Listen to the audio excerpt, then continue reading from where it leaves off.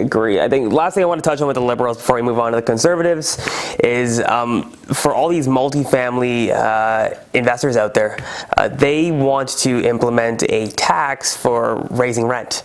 Essentially, if you raise the rent more than what the minimum requirement is that the government states, then whatever that is, they will tax you additional to what you would normally be taxed. They want to do this to stop rent evictions.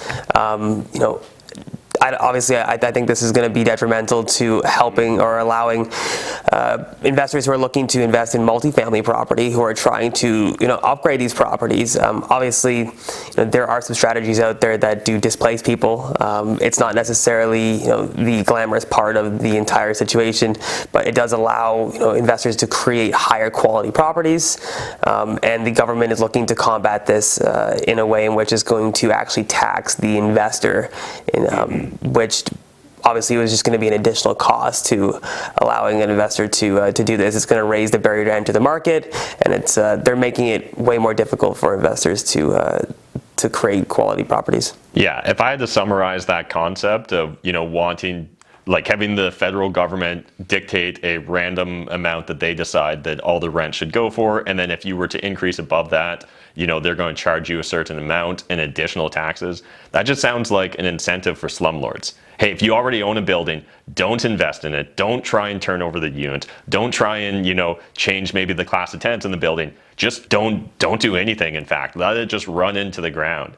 And it just seems like a silly policy to me. Again, none of these things are really focused at creating true new supply. We may hear great promises of 1.4 million new houses in 4 years. I think if you guys go back and look at previous campaign promises and then try and follow through, I don't know how often we actually create all these new affordable houses.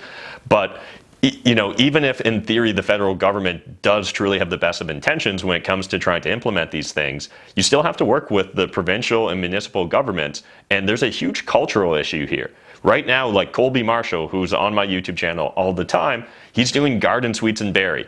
Well, there's so much NIMBYism, not in my backyard, going on in Barrie that he's got people literally calling the police on him for building garden suites. He's had literally the police, fire inspectors all come because of just angry neighbors that don't like the idea of, like, how dare you bring in a rental unit into this nice neighborhood? That's the underlying problem here, Canadians, is like, you actually need to get out of your headspace and allow this sort of intensification to occur. And I haven't heard yet so far anyone that's promoting intensification and really trying to drive the idea of garden suites, basement suites, secondary dwellings, all those things.